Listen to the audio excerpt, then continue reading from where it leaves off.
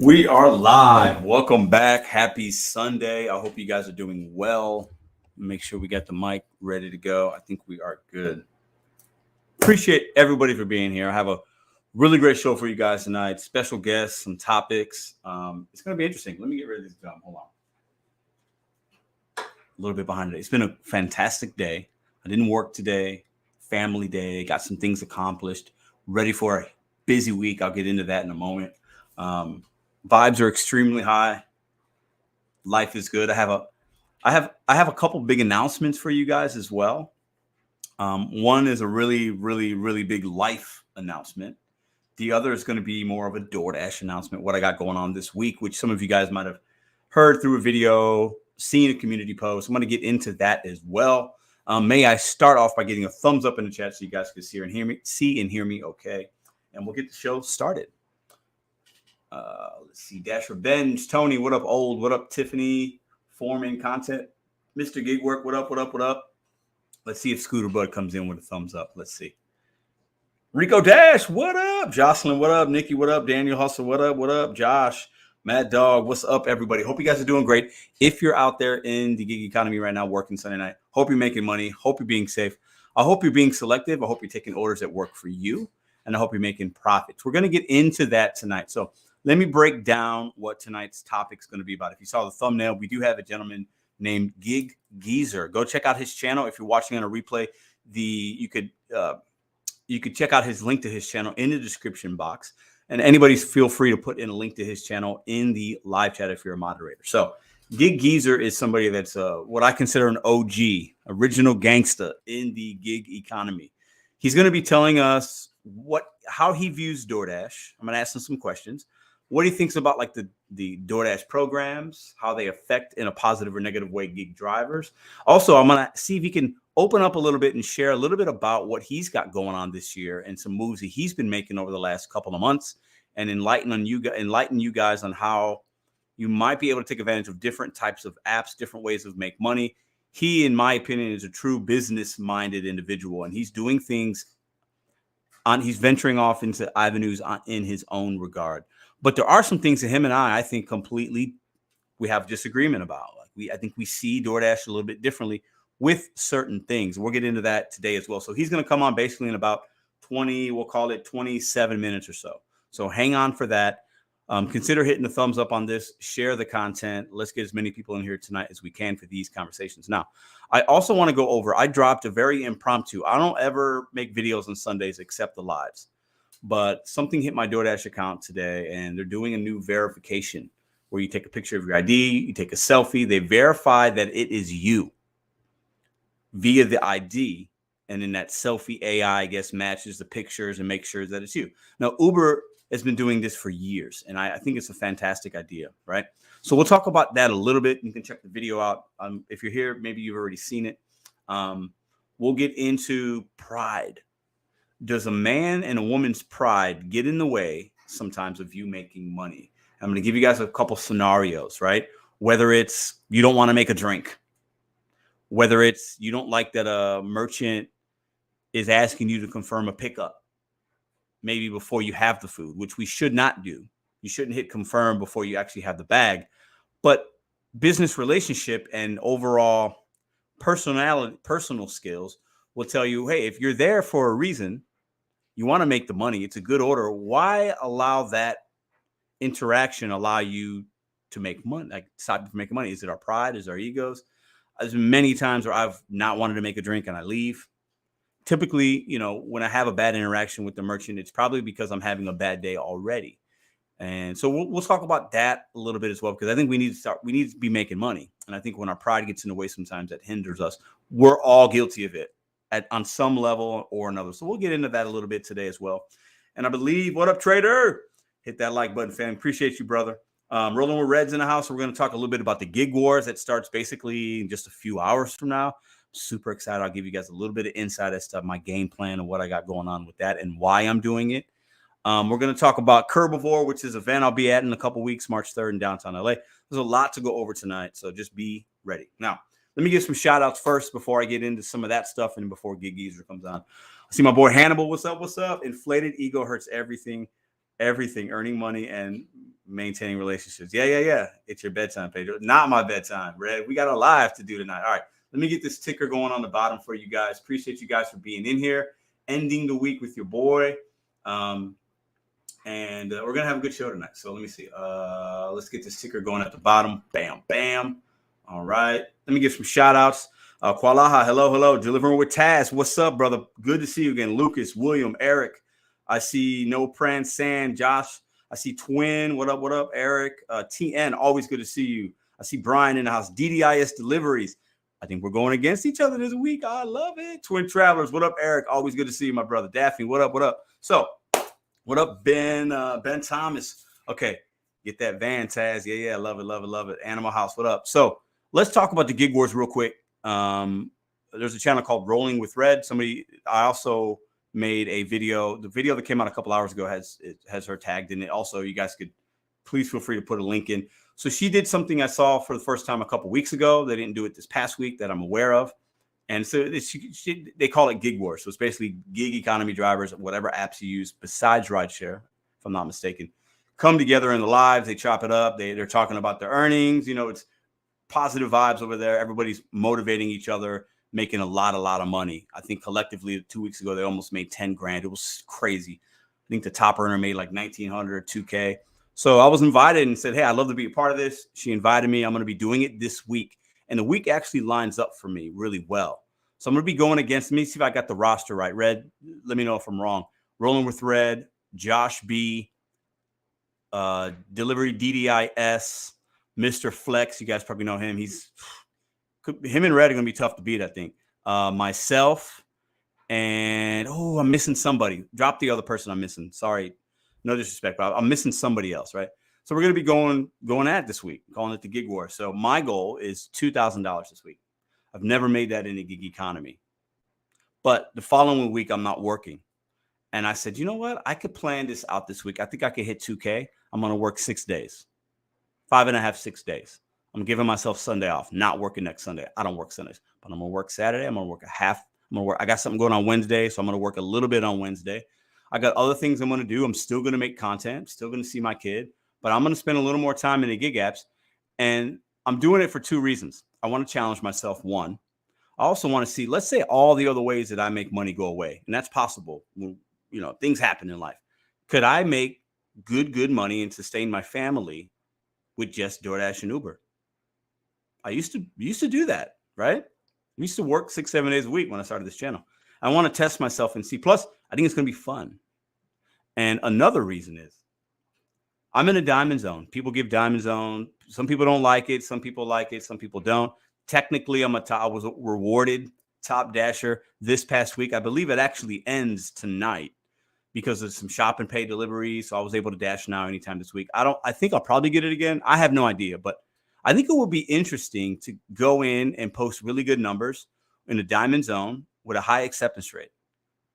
And I think at this point, if I could do that, I think it will show people that DoorDash in some areas isn't as bad as they say.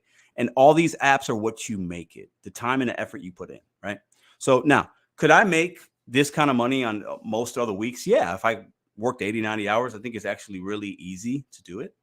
But I don't need to or want to do that. But this particular week, I'm going to put more time into the gig economy, right? And for the reasons I just mentioned, right? And I kind of liken it to, I think a lot of people will say, well, yeah, you could always make good money if you give it all your time. Well, if anything is important, and if you're a competitive person, you're somebody that wants to have, if you have a goal in mind, or if you're somebody that needs to make $2,000 with DoorDash for whatever reason, your car payment, you're going to get evicted, like something's going on in your life and you need $2,000 cash money. I'm going to show you that could be possible. And sometimes you got to do what you got to do. Yeah. You might need to work 80 hours that week. You got bills to pay. You got to do what you got to do. Right. And that's a positive about the gig economy, is that the amount you could make could be almost not endless, but you could make a good amount in a week if you put forth the time and the effort. The same way that if you want to get really good at a sport, if you want to kill this project you got going on at school, when something's important to you, you put the time and the effort. You wake up early to study. You wake up early to train. Long nights studying for that exam at your university because you want to have a positive result. You want to reach your goal. That's exactly what I'm going to do this week. I feel extremely confident that I will make $2,000 because of my mindset, my hustle, and I have a pretty good market. And I think a lot of people are saying I can't do it. I think you guys are going to be surprised at what I can do in St. Louis market when you put a little bit of oomph into your step. You know what I'm saying? So that's going to be happening. Appreciate that. Appreciate all y'all. Let's see. Let's check the chat out real quick. And for Are You Dash Now ends tonight? Sweet.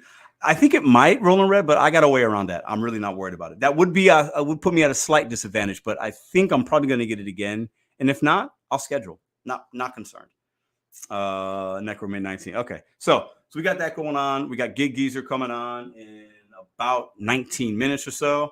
And we're going to have a good show tonight. So I do have a couple other announcements. I did mention earlier in this week and earlier in this live, I will be at Curbivore. It's an event in downtown LA put on by the Rideshare guy and many other people of his connections. It's March 3rd. It's an all-day event. There's a special event after the event as well. So it's like a day and a half kind of. And the best way I can say is like movers and shakers in the gig economy, CEOs of certain companies. You could check out the Curbivore website for all the listed speakers, mobility app people, autonomous vehicles, like electrical vehicles, like all these kind of, restaurants, merchants will be there. Like it's going to be a lot of industry people. Obviously, most of them are going to be from the West Coast, right? And I've been asked to come out to do kind of like a lunch with a fellow driver, basically. Because a lot of people that will be at the event will be business type people. It's not going to be everyday folks like you and I. But we have a special link. You guys could come to that event for $5, free beverages, free lunch. So it does cost $5 to come if you want to come and have lunch with me and meet a lot of awesome people. But you're getting free lunch. You're getting free beverages. You're getting some swag, courtesy of Solo. Like there's going to be a lot going on at this event. Super humbled and honored to be coming out there. We will also have a special guest there as well. And I think I'm going to mention that later this week. I want to talk to them first to make sure they're cool with it. I'm sure they are. I'll talk about that this week as well. So super excited to be doing that. Never been to the West Coast. Never been as far west as Kansas City. So I think it's going to be amazing. Really looking forward to that. Now, I got one other special announcement I want to say now because it's something that's been on my mind for a couple of weeks. But I want to just kind of hold off on sharing it with you guys. As you know, I share a lot of things with y'all, right?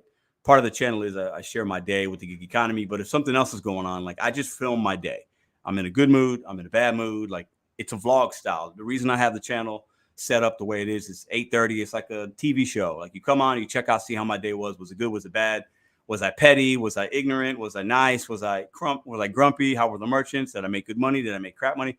It's just an episode. That's what this vlog style is on YouTube for me. And it's also showing you how I use the gig economy to make money doing other things and how it works for me. And you guys have seen the evolution of the channel and the money I've made and just all that kind of stuff. So I think it's great. So I say that because I share personal things with you guys. You guys know I have a daughter. You've seen her on some of the videos. You get Madison. And, I talk about other things that are going on. Well, I have some exciting, really, really big news. So let me just... before I gear up and say this, I want to say that. Let me preface it by saying this, okay? And Geezer's coming in shortly, so don't worry. The main highlight of the show is coming, but I want to share this with you guys because it's super important to me. A couple months back, I decided 2023, I call it like leveling up. I'm going to really, really do even more in 2023 and really challenge myself, challenge you guys, have more of a positive mindset. Because when I started this channel, I started off with very positive, and then you do gig work long enough, it's like, man, they're doing some shady stuff. And we'll get into that with Geezer tonight a little bit, I think. And then I started getting a little more negative, and I'm calling customers clowns, which is true sometimes. And I just felt like I was getting not who I wanted to be. And so I said, back in about October, November, I said, 2023 is going to be my year. I'm going to go for a lot of different things. I'm going to have lofty goals for myself, but I'm going to be positive because these are first world problems. Even some of the things Geezer and I will talk about tonight, the things I complain about, first world problems. All of us usually have it pretty good. It's my opinion. Okay. Everybody has their own opinion on that. But this year has been so great for me. We're only not even 2 months hasn't been over. And I've just been having a fantastic start to my year for many different reasons, other things that you guys don't even know about that are happening behind the scenes. So Madison and I are expecting our second child in September 16th, I think is her due date. So I'm super excited to be a father for the third time. I'm sharing that with you guys because I'm going to be talking about it here and there. You know, I'm going to be mentioning it. And I wanted to share it with you guys first because you guys that come on the live show on Sundays give me so much energy. I start my new week and end the old week with you guys. I love the live chat, the community that we built here. I know that you guys ask about Ruby sometimes. If you're new here, you might not even know about Ruby, but now I'm going to be a father for the third time. Was not planned for this year to have that happen, but the world works in mysterious ways. This is a blessing. At first I didn't know how to think about it, but I couldn't be more happy. And for me, I believe my mindset and how I've been attacking this year, the people I've surrounded myself with, the people that I have distanced myself from, has allowed me to have all these great things happen. I do not think it's coincidence. I do not believe in coincidences, actually. Not when it's major life things like this. I am the luckiest man. And I say that, I know that's super cliche, but I am. And I think some of you guys see that every day. I work really hard at doing certain things. I take a lot of pride in this channel that I have, the friendships that I have from it. My girlfriend is an amazing human being. She's an unbelievable mom. We're going to have a second kid. And I could not be happier. I'm at a time right now, and I know 2023 will offer some bumps in the road. Things will happen. I get that. But this is just even fueling me even more. Right? This year is going to continue to be a great year for me personally, business wise, monetarily, relationship wise. And it's amazing. I wanted to share that with y'all because it's a big thing. And I share a lot of things with you guys. I don't share everything, but something like that, I felt like I wanted to share with you guys. So I'm not reading the chat, but I'm sure there's a lot of congratulations in there. Appreciate y'all so much. If anything else, this just shows me that positivity always wins, man. It just does. I really believe that, right? And we got to keep it real. We have to be realistic, but a lot of us do this gig economy and it's not as bad as I think most of us paint it out to be. I just don't. I think it allows us to pay the bills, provide for our families, save money, whatever that is for you. But it's also not for everybody. And we'll get into that a little bit with Geezer in just about 10 minutes here. So let me read some of the chat and give some shout outs here. The Driven Mom, what up? Giggity, what up? Steve, what's up, man? Congrats. Yeah, thanks, man. I told her I was going to tell everybody today. We just got done telling family and all that kind of stuff. She's only almost 13 weeks. So, Stealing T, what up, Ray? What up, Raider? Nomadic, what up? Delivering with Ellen, thank you very much. Rolling with Red. Jocelyn, Chrissy, appreciate all the well wishes for y'all. Yogi, what up? What up, Mary? What up, Jenny? Twin Travelers, DDIS, thanks, man. Thanks. If you would have told me, so I got a 19-month-old, right? If you would have told me 2 years ago that I would have had 2 kids, I would have laughed in your face. But life works in mysterious ways. And when you are ready to receive certain things, and when you are ready, as a man to do certain, 2 years ago, I wasn't in that place to receive that kind of stuff. Red, appreciate that. Oh my God. Not necessary, but thank you very much. Rolling Red, congrats. Thank you. Appreciate that. My boy Hannibal coming through. Says congrats, but now you need more. Beat the Drivens. Listen, we ain't getting there, bro. We ain't getting there. And I was gonna tell Hannibal this past week, and I was like, oh man, I don't know what, because Hannibal and I are friends. Not this is it's beyond YouTube and him and I. We're friends. Consider him a very good friend. But I was like, nah, I'll just surprise him because he'll understand that. So appreciate everybody. Thank y'all very much. Okay, so let me go ahead. I don't want to wait. I don't want to make Gig Geezer wait anymore. So we're going to bring him in just a couple minutes. I see he's in the backstage. If you want to give me a thumbs up if you're ready, that way. Awesome. I see you. Cool. So we're going to bring Gig Geezer in. I want him to, what's up, Rideshare Hustler? Yeah, me too, man. I've been wanting to have Gig Geezer on for about a month now, and I'm glad he's giving us some of his time. So without further ado, I'm going to put the headphones on. We'll start a little bit early because why not?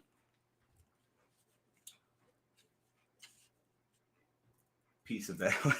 y'all wild.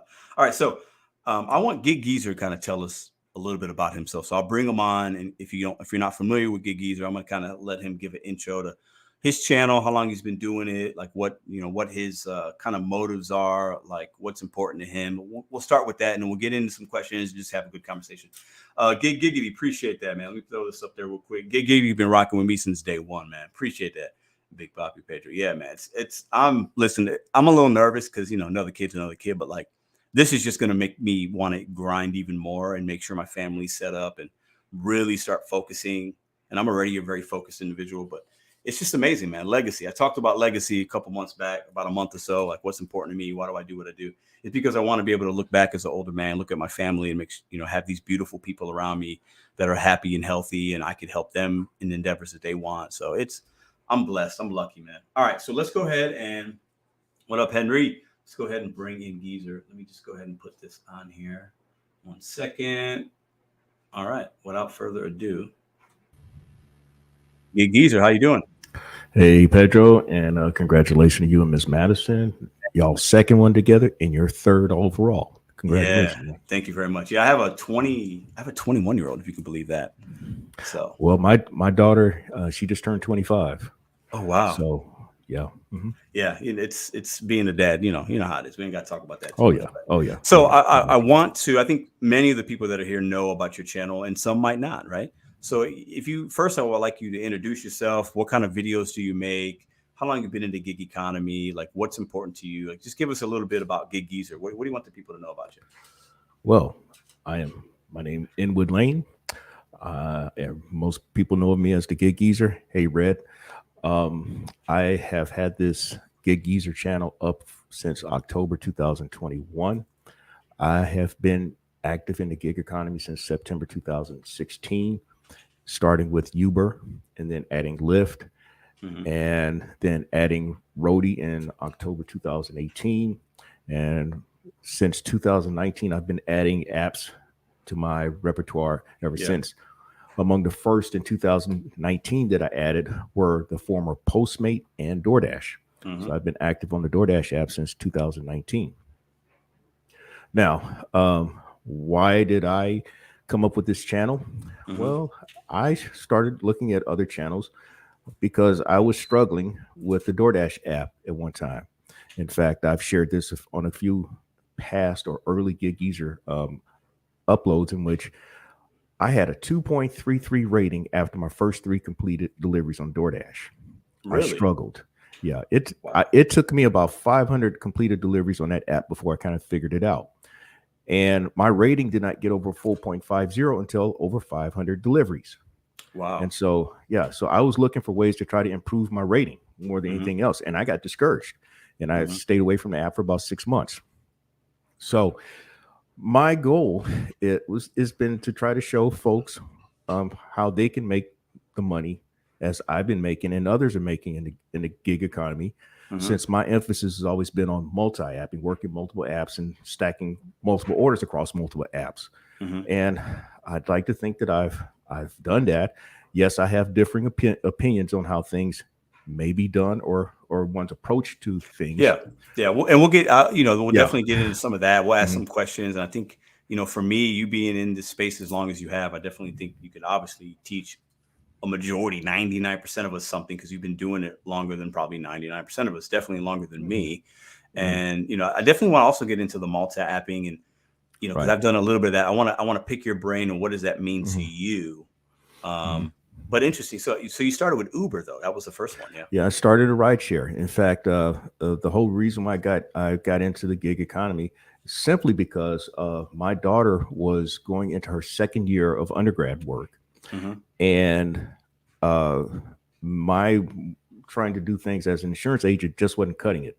And I was looking for some way or means to help with helping her and also with the family situation and all. And I happened to see, first of all, what had happened was my sister came out to visit me at the beginning of September 2016. And can you remind us what market are you in as well? I'm in Columbia, South Carolina. Okay, got it. So it's not a big time metropolitan area. Yeah. So anyway, so she calls me up saying, "Hey, I'm coming out to Columbia." And I told her, "Well, when you coming in?" And I said, "I'll pick you up." And she says, "No, I'll take a Uber." And I'm like, yeah. And I thought that I didn't know that there was a Uber cab company here in Columbia. Yeah. And so I kind of let that pass. I said, "Look, I'll be there to pick you up." And then a couple of weeks later, I happen to see, like on Indeed or some of the other old job boards and all, it says average $25 an hour Uber. Mm-hmm. And so I got to looking into it, and I saw where people were making anywhere between $22 and $28 an hour on the app. Mm-hmm. And mid-September, like on a Tuesday, I sent them my information. By that Friday, I was active on the app. Wow. Mm-hmm. That's fast for a ride share. You know what I mean? Because there's so many, Yeah. you know what I'm saying? Like I think with, Well, with DoorDash, we get on real quick, but sometimes with the ride share, it might take longer. But you said this is 2015. Is that correct? 2016. 2016. Okay. Yeah, Okay. 2015 was the golden era. Yeah. 2014, 2015, at least in my state, was what I understood was the golden era. That's when people really was making money. I mean, Oh, it was yeah. highly conceivable people make $1,000 Friday, Saturday, and Sunday. It's crazy. Yeah. And drivers before me, at least when they got on in 2014, 2015, and maybe early 2016, they Mhm. were getting 80% of the fare. Yeah. I It's came in changed at drastically now. Yeah. That's what I understand. I came in at 75%, and since Mhm. then, those numbers have gone down to where it's kind of shameful. Well, it's One, almost one flipped. It's almost like it used to be 80-20 for the driver. Now it's 80-20 for the company. It seems like, you know what I'm Probably, saying? yeah. Yeah. And I'll give you a good example of that type of a split. I showed two examples on my upload some time back. One was my longest Uber ride, which is from the Columbia Airport to the Atlanta Airport, 3 hours, Mhm. about 180 miles, 180, 200 miles. But anyway, Mhm. the fare was $240. My cut was 180. And Mhm. at the time, drivers were not tipped on the Uber app. Yeah. They didn't even have that option when it started. I remember No. that. Yeah. And then a year later, I had a Lyft ride that went from the Columbia train station. We were supposed to go to Jacksonville, but then it was shortened to Brunswick, Georgia. So that's southeast Georgia, about less than, let's say about 30, 35 minutes from Jacksonville. Mhm. The fare itself was like 200 plus, 280, somewhere around there. My cut was 201, and the boyfriend tipped me another 20. So Yeah. 221 was what I made, and that was Yeah. on the 75% split. Yeah. Man, times have changed. You know, I think rideshare drivers can still make money, but it's a lot harder. A lot of these drivers, from what I understand, are having to spend more time out, more fuel, right? Their costs are up. You know, I started with rideshare before I did DoorDash, and so I did Postmates for a little while. I know you mentioned that as well. I started Mhm. with rideshare because I was a rideshare passenger, and then I had a bill I wanted to pay. I was like, you know what? I could do rideshare like after work. I had a W-2 at the time. I could do it after work for a couple hours, and then on one of my days off, I'll do it for 8 hours, and I could pay for this bill, right? Without Mhm. having to dip into anything else. And I became quickly addicted to it. Like I loved the ride share. I really liked picking people up. I liked the rush of it, and the money was really good. But even in the beginning, I didn't even know what I was doing. You know, I was Right. taking almost every ride. It was like sending me all over the place, and then you got all these Mhm. empty miles. And then you kind of become good at it. But like right now, I mean, it's harder to make a buck in the rideshare game, at Right. least in St. Louis. Well, You know. what helped me, in fact, what I found out was a lot of the drivers whom I would run into at the airport, because that was like my favorite hangout to start. A lot of the drivers early on were former cab drivers, and I myself hustled as a cab driver as a poor college student back home in Houston.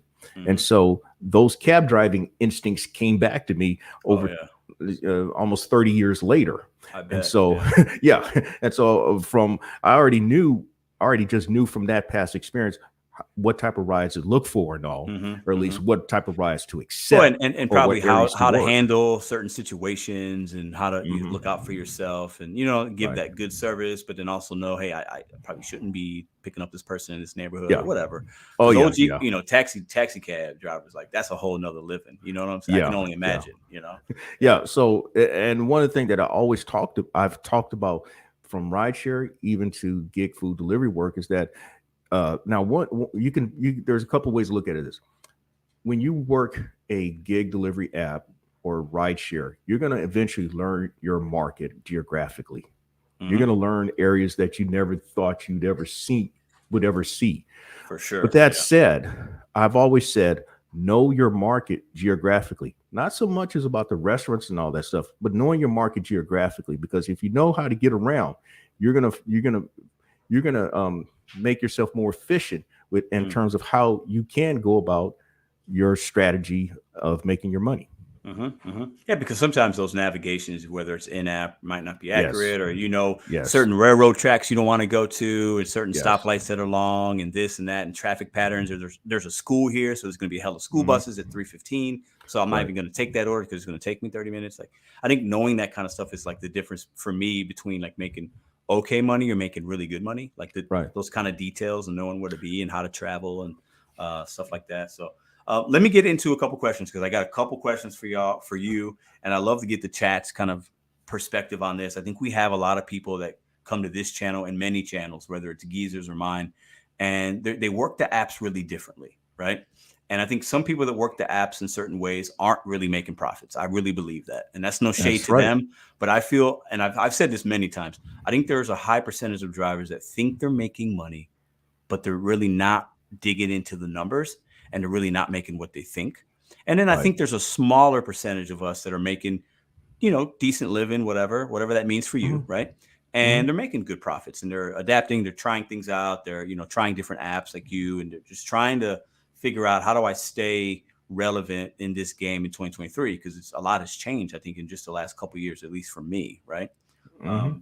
So the one thing I want to ask, because I know you have a lot of videos, you know me, I'm in a diamond zone. I'm testing things out. I'm trying, I'm Uh-huh. trying different things out, mostly partly for my audience, because I want them to have actual information. I want them to, versus just having like, hey, this is trash. Well, do we know if it's trash? Like, let's actually try something out, right? I did the earn by time, got a lot of shit for Mhm. that, right? From a lot of Mhm. people, right? Even though I posted good results, people still didn't like it. Well, I even tossed some shit at you too because I Oh, I mean, know you did, and I'm good with that because when somebody like you does it, I know it comes from a place it comes from a little bit of respect, but then I also have respect for you just because you've been doing this a lot longer than me.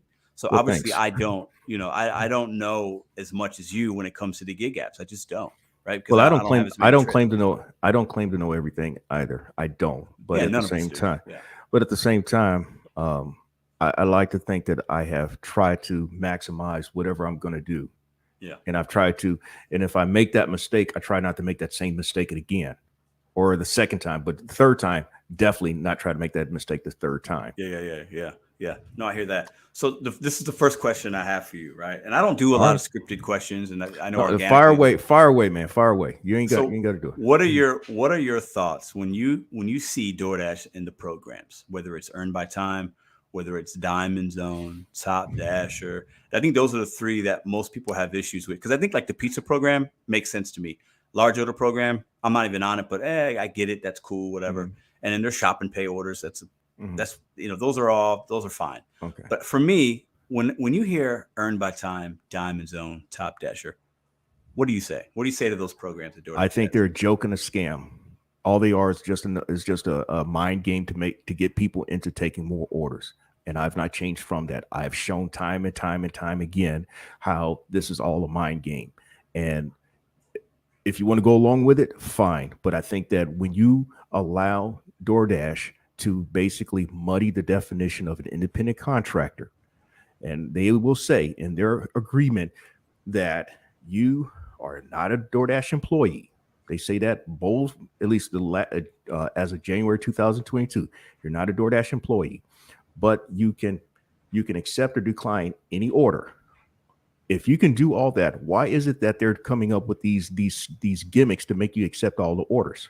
Because in order to be on those, in order to remain qualified for those, you've got to accept a high percentage of orders. Mhm. And so the only people that I know that are obligated to accept a high percentage of orders are employees. And so when you go along with that, you are performing the role of a DoorDash employee. And Tony Zhu thanks you from the bottom of his wallet. I know I've seen you say that a few times. I also like the word when you use thirsty. I think I saw that a couple months Thirsty. back. I was like, Yes. that's hilarious. Like, Yeah. because You're fucking thirsty. Yes. You're because fucking thirsty. I've used that word in different contexts, but when I heard it in the giggy, I was like, nobody's ever said that before. Like, who's this old guy talking about thirsty? Like, he don't even know what that means. But I love it. I love it. Like, I really, really Well, like it. I I think have it I makes have sense. I get it. I'm known for having said that doing Amazon Flex. Okay. Okay. And what it is you got these fucking thirsties that'll take those blocks at $54 for 3 hours without allowing them to mature and increase in value. and they just grab at them, and they got no shame about it. They do. Well, they look at the dollar. They look at the total dollar, but they're not looking at the time or maybe the mileage or. And that's the same thing with DoorDash and all these other apps. All you see, or you think you're obligated to accept that order, or you see $10, but you don't see that it's a stacked order and it may be going 18 miles. So if you go ahead with that and you got no shame about it, that's trash. No, that's you are a thirsty. And the only people who complain about not making money are those who don't make money. Yeah, I think that this is, so let me share my experience, because I think if somebody would have asked me the same question I just asked you, what do you think about this program? Because I've got countless videos bashing Top Dasher's a scam. I did a video just 2 months ago, earn by time, scam, don't do it. It's trash. You're going to take all the trash. I have those videos and I've said that, right? And then I kind of took a step back and said, okay, hold on. Let me look at this. Like, let me actually try it. Right. So I did the earn by time and I had good result. Like I had good results, but I don't like the earn by time as much as I do as far as the diamond, only because earn by time, you literally don't know what it's paying you. Like it's you don't know at all. And it's bad. So it's a true gamble, but I have seen good results with it. So it's kind of like, overall, I think it's not a positive program because it's designed to keep you guessing. And I think that's bullshit. That's bad. Well, and that's DoorDash's have game. To do that. That's DoorDash's game. But I will say this: if the results are there, if somebody does earn by time, and they're making $30 an hour, who cares, right? That's I don't knock the person. I don't knock really the person. I will knock how they go about doing things. Okay. Yeah. And if you feel that it works for you, fine. And I've often qualified what I say by saying that if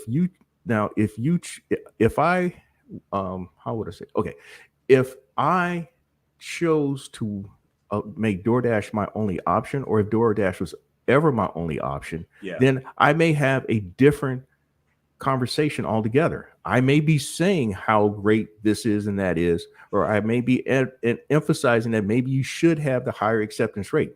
But because I go about things completely different, acceptance rate does not matter to me. And I have shown how acceptance rate doesn't matter. I've also shown in the greater scheme of things, in fact, this week, where someone who has been advocating the mining for carbon crystals, I've shown on a common unit per order, dollar per order earned, how my numbers are almost twice as much as what this other person's is. I did see that. And you're talking, I believe, about DoorDash Revolution. Am I right in saying that? That's just one example. That's just one example. But I'm certain that if I were to compare my numbers to yours, my numbers would be higher than yours. Maybe. I don't know. I mean, are you averaging almost $20 per order completed? No. Okay. You're talking about just with DoorDash? Oh, absolutely. Yeah. Your average per order is definitely going to be probably twice as mine, for sure. But I think I want to go back to something you just said, because I think I appreciate what you just said. You mentioned, well, if I only had DoorDash, you might be looking at it differently. And I think that that's a fair thing to say, because I realize somebody like me, I have 3 apps. I have Instacart, Uber Eats, Uber Rideshare, the same thing for me. It's one app, and DoorDash. That's it. That's all. That's all. I got no Spark. I got no Deliver Dat. I got no Delivered. I got no Roadie. I got no Curri. Right. Those are the other ones I can think of off the top of my head.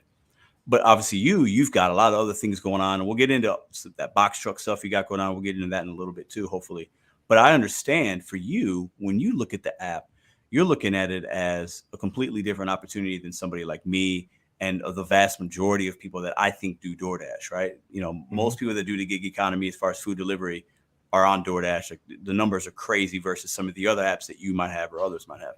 But I think it's fair that you said, well, if I only had this, I might be looking at it differently, because I think also you could look at DoorDash like, hey, my acceptance rate doesn't matter. And it doesn't for you, because you've got that LOP plus you got a low acceptance rate, but you're seeing $20, $30, $40 orders. It seems like on a pretty regular basis, right? And I see my share. What do you get? Maybe a dozen of those a week? I don't know. Based on the community posts, it depends. It depends. I mean, like last night, I actually got a stacked large orders. Never had that happen. One paid 38, one paid 36, and then after that, the next accepted order was another stacked order. Was it on Now, I've had DoorDash that, or Uber? yeah, DoorDash. Okay, yeah. Now, Uber Eats, I've had a pretty good run of Uber Eats orders where I've gotten, like, I had my last order last night was a stack for 26.72. But then like Friday night, I had one that was for 27.01 that took me home. So I've had more than my share, and I'm averaging about $15 an order, completed order on Uber Eats as well. And that's not accepting all the orders as well. Yeah. So, someone could say, well, that's your market. Well, it may be, but my market is not St. Louis. Yeah. My market ain't St. Louis. My market ain't Charlotte. And I promise you come here, you will have to work for it. Do you think that, so when you obviously do a lot less recent, because I've been doing DoorDash more recent in the last 6 weeks than ever before, really, because I'm trying things out, trying to make different content, showing people what's really happening out here. Like, because in 2022, I just had an opinion about a lot. And sometimes I was right, sometimes I was wrong. Now I'm just trying to say, okay, let's just turn the app on. Let me show y'all what's going on in St. Louis, right? And then you make your own, people make up their own minds as they want, right? But obviously you're doing a lot less DoorDash than me, right? So your acceptance rate's lower, but you're seeing good orders. Now you're filling in with other apps, obviously. So if you're going out and you're making $200 or whatever it is for you, you can do maybe, $50 in one day with DoorDash. You did 2 big orders, and then you're doing some Instacart, some Spark, maybe a Curri or Roadie. So you're mixing in a lot of other apps, Right. What do you say, like somebody like me, I worked 2 apps, made $400 the other day in 13 hours. I feel like that's pretty good. And 380 of it was DoorDash. Or actually, it was 360. 360 was DoorDash. That's a good day. That's a good day. It is. I mean, it will be the equivalent. It's proportionate to what I do. I mean, I put in anywhere between, when I go out on a full day, anywhere between 6 and 8 hours, and I'm averaging somewhere. I don't have an exact number, but I can tell you that it is anywhere between 225 and 250 a day. And your max is 8 hours. 90% of the time, 8 hours. Yeah. That's a great day. I mean, and for you, I think obviously, let me ask you this: do you think you could do that right now if you had to work 8 hours tomorrow? Do you think you can make $200 with DoorDash? Just on DoorDash alone? That's it. Yeah. Do you think you could, or you think you couldn't? In 8 hours? Yeah. Oh, hell no. Hell no. You couldn't? No. Because in your market, there's just not enough good orders. Well, is the hypersaturation, and probably the acceptance rate would come back and bite me in the ass. You think so? Probably. Yeah. That's my guess. But but I'm at a point where I'm not going to try to take a pay cut to try to find that out. No, you know what? And that's I'm glad you said that, because somebody like me, I get people telling me, well, why are you doing it? I can afford to take a pay cut on for a week or two, because I have the YouTube, I have some things. So for me, it's like, let me test some things out. And if I'm wrong, I'm wrong. If I'm right, then great. I still make money. So for me, it's like, I'm going to guinea pig it a little bit. And when I did the earn by time for that 2 weeks, I was shocked. I expected I thought I was going to make about 18 to $20 an hour on average. And I thought I was going to work, and make like 100, $120 a day versus making my 150, which is kind of my goal from normal days. Lately it's been more because I give the apps more of my time. But I was surprised. I was surprised that I only had one bad day out of like 8 or 9 that I worked. And I was shocked. And I'm not going to go back and do it because I'm just not going to gamble. I gambled for a couple of weeks. I didn't love how it felt all the time. So I'm like, I'm not going to do that anymore. Made a couple videos. People can now do what they want. But I think it's, for me, you mentioned you don't know if you could do it because of your acceptance rate. And that's why for me, like, I'm in a diamond zone. And at some point, I'm going to tank my AR, like, on purpose. I'll probably do a live stream on a Sunday where I'll literally decline 50 orders in a row. It'll go down to 20%, right? And then I'll go out that Monday and see what offers are sent to me. And I'll try it for a week or two to kind of see, like, okay, like, what's really happening out here? Am I still going to see good orders, or are they going to send me all trash? So I'm going to try that. But for me, like I said, they gave me the chance to reset it. I reset my AR. And then, right now I'm at 63%. It's been fluctuating between basically 71 and 50 the last like month or so. And I've seen the same type of offers in that range, but I almost feel like, and I could be wrong, this could be DoorDash manipulating me, as you said. It could be a scam. I feel like I see pretty decent orders. I was on Friday, I didn't see a lot of trash, Now, here's a couple of things before, let's go back. This past weekend, in fact, I put up a post. I'm thinking that folk are starting to get their tax money. Oh, for sure. Yeah. And so they're spending a little more money right now. So this is money season for us. That's I would like to think that it's money season, and hopefully I'm proven correct over the next few weeks. So that I think that that may explain why we have seen some good orders this weekend in particular, and I think that's everywhere. But with respect to the carbon crystal zone and all, I'm in one as well. Okay. Oh, okay. I didn't know that. Okay. I'm in one. Yeah, we saw it back during the summer, and they hadn't changed it. But again, my contention is that I'm really more of the advocate for the the true independent contractor, the true hustler, the true self-employed business person. And as what you mentioned, there are people out here who think that they are doing the work of an independent contractor or self-employed business person or in business for themselves, and they're really not. Yeah. Because first of all, they have a W-2 mindset. They have a I think a high majority of people that do this work do it very part-time, short time, and they have a W-2 mindset. I've seen a lot and heard a lot of people use the phrase like, well, I got to clock in for my shift. What the fuck? Clock in? What are you talking about clock in? Like I almost like you don't have to clock in. You're not clocking in. You're not, or I work for DoorDash. And like, you don't work for DoorDash, so I think there's a lot of that. I do agree with that. The other thing is when you talk of dollars per hour. Now, I've been in a conversation with some folk about that though, but this is just my opinion. Okay, when you use dollar per hour, when you talk in terms of dollar per hour, an employer is going to offer a job to you based on, in some cases, dollar per hour, but also they're going to use that against you. When you're in business for yourself, you're thinking about first what you're going to make each day, or each week, or each month. Yeah, that's what a business person thinks of. You're not thinking per hour. So, and the other thing is that when you're in business for yourself, you don't know what you're going to make each day, but you go out there with an expectation of what you can make or what you should make. Yeah, that's a good point. I mean, I think I definitely use that monetary amount per hour a lot. And I think for me, I use it because it's an easier way to gauge, at least for my audience, to look at it like, okay, this could be done, because I think a lot of us still might, and you might call it the employee mindset, but I think that's a reality for a lot of drivers actually. Yeah, right? And it could very well be, but I guess, me, I have been basically in some form of business for myself for over the last 20 years. Right. So I have made that transition from my former formal background of being a newspaper reporter, where you were paid. Or when I first started out, it's always been you're paid per week. Okay. So a weekly salary. And so you would talk what your salary is per week or a year. But I've made that transition. And so that's how I think. I'm thinking in terms of what you're making that day, week, month, or year. No, I love that. I totally do the same thing. I think I do it a little bit differently, only because I look at the gig apps. I look at them differently than you do and other people, but I also look at it like my week, for example, right? Okay, well, how many hours am I going to give the gig apps, YouTube, vending machine, this kind of business, and then I look at, okay, I want to, if I do though, if I allot it, if my pie chart, it looks like this, I'm going to make this amount.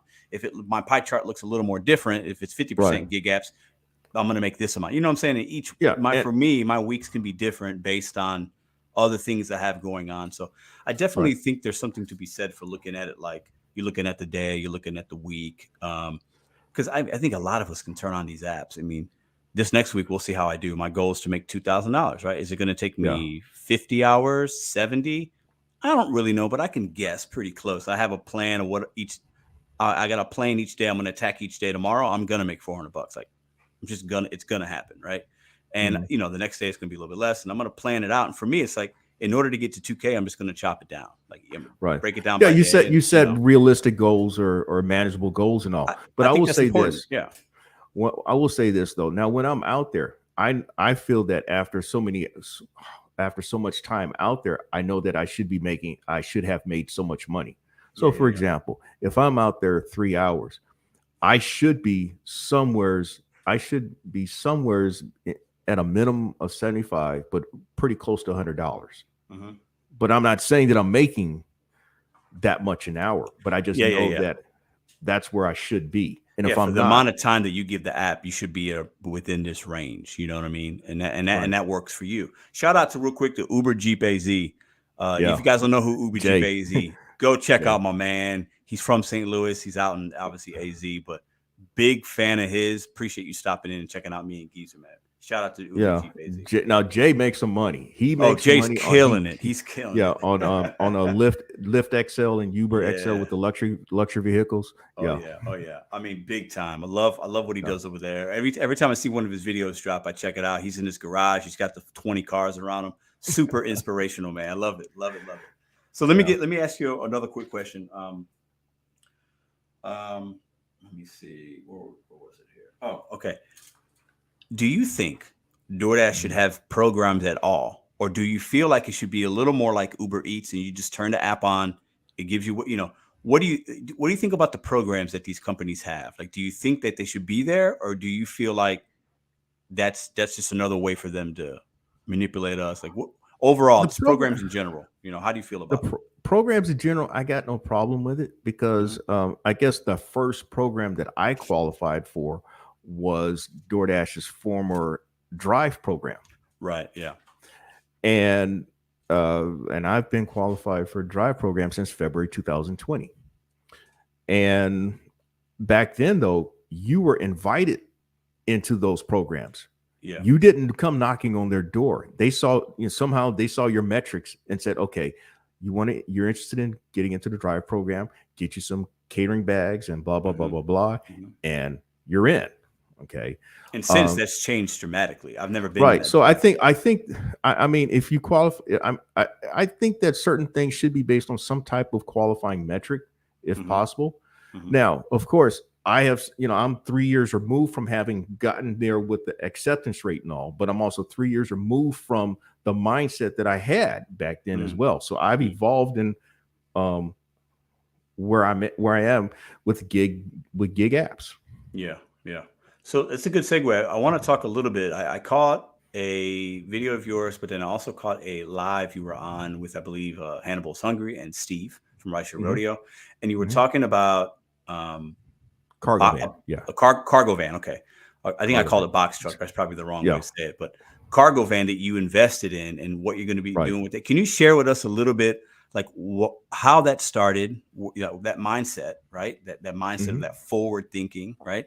And then what have you been seeing over the last, I feel like it's been maybe a couple of months a couple of months experience with that. So can you kind of just share with my audience, like what that looks like? And maybe some people out there might be able to benefit from something like that if they might be ready.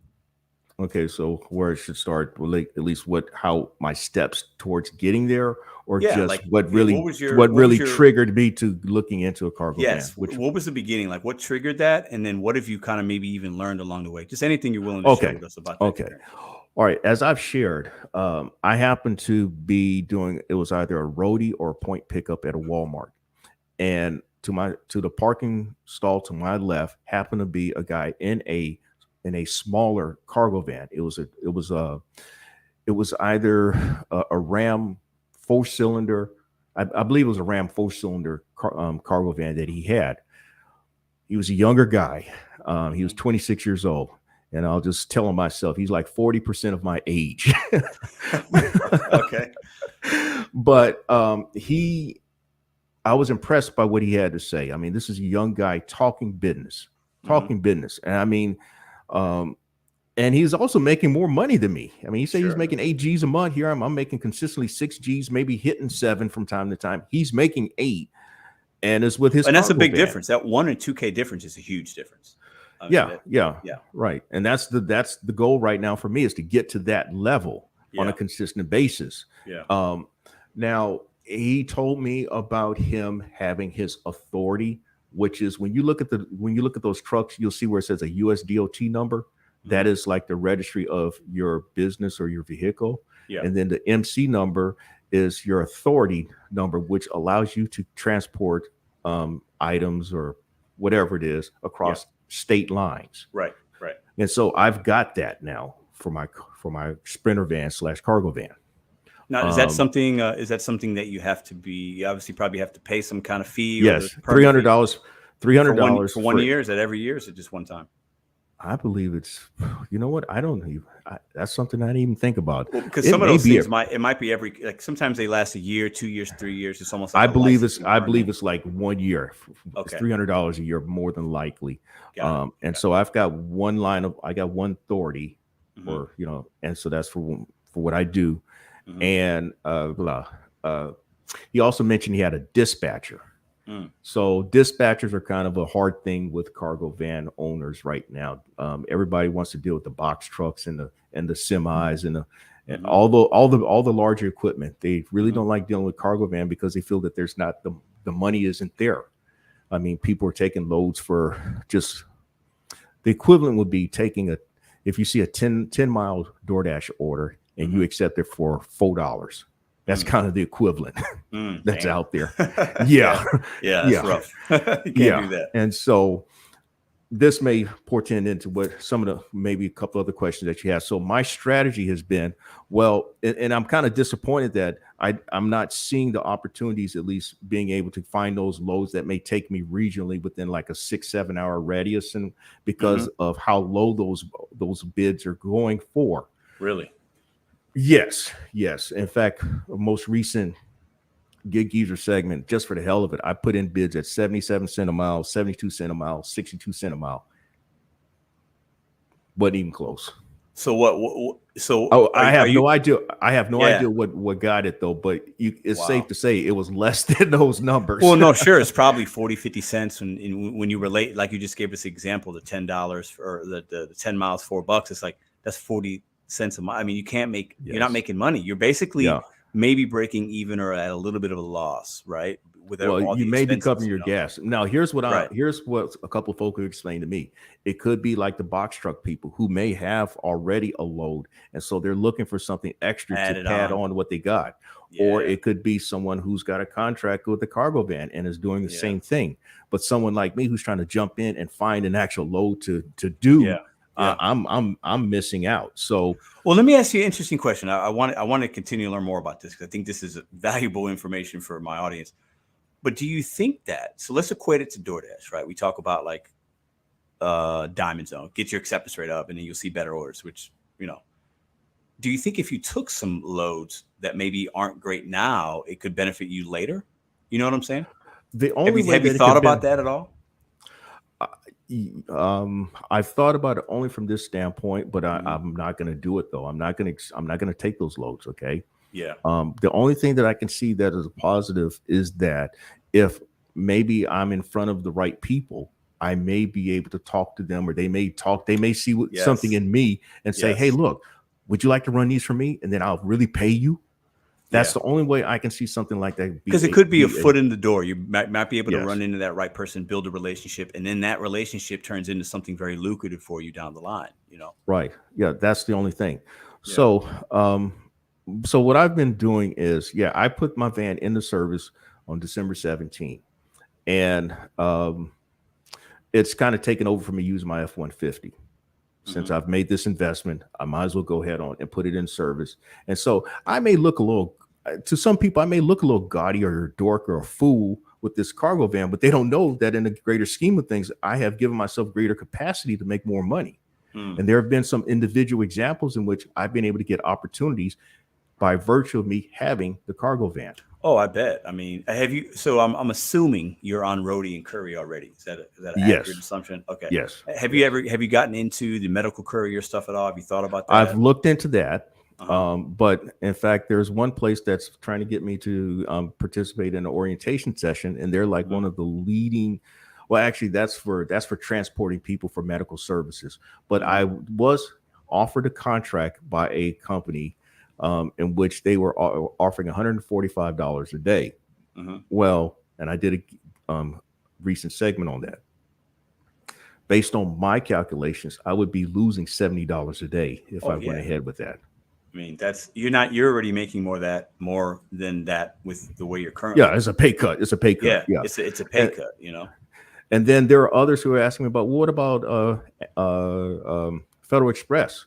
Well, I've done Federal Express for the last 3 years on a seasonal basis, And the guy that I've dealt with, who's a gem of a guy and all, he's offered to pay me as much as $200 a day. But that means I'm going to have to run at least 100 stops a day.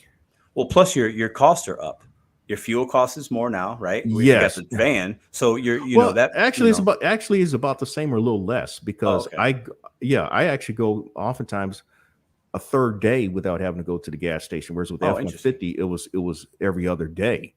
Are you on? Is it diesel, the cargo van, or is it regular? No, it's regular. Yeah.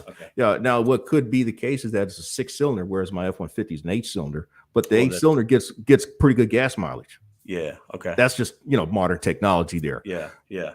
But with the Federal Express, think of it in these terms. All right, if he's offering me a couple $100, if I were to just do a full day. I'm beating on my body every single day. Oh yeah. And if you do 100 stops, man, I promise you, at best you may finish it in 5 hours, but more than likely it's going to be 7 or 8 hours that you're going to do. 100 stops. That's a lot. It's a lot of work. It's a lot. It's more work than picking up McDonald's and Chipotle. It's just you got to be in shape. Like, you got to be in shape. Yeah. And so it got me thinking when I was doing a couple of roadies, they're paying me like $1 or something per stop, whereas I can get a roadie and average $5, $6, $7 a stop. Yeah. So who's coming out ahead? Yeah. Yeah. I think without knowing much about what you're getting yourself into, I would say. Let's see. Deliver with task. Asked, did I add my cargo van to dispatch? Yes. In fact, that's where a couple of my good opportunities have come on dispatch. But in my market, you don't see the volume of orders as you may see up in Charlotte or in Atlanta or Charleston for that matter. I don't know what it is. I think it could be just Columbia. I don't know. But I think if you're in the right market, those apps you can really do good. Sure. I think it's, like I was going to say, I feel like at some point, and I'm sure you've thought of this, there's going to be, I think the real opportunities with the van is going to have to be, like you mentioned earlier, okay, having that connection with somebody, building that relationship with somebody, whether it's like a local contractors. Some people were talking about in the chat, I think it might have been Uber, Jeep, AZ, like flooring companies, delivering for somebody like on that level, right? Finding a couple people like that you can do business with, then it's going to be like, okay, I'm not making $200 for all day. Like it's like $500 because you're delivering some serious stuff, some big weight. Right. Maybe it's even to wear like a Curri, I believe, where you drop it somewhere and like they're the ones taking off the truck. So you're not having to do that. I feel like you're going to have to get some of those, I would imagine.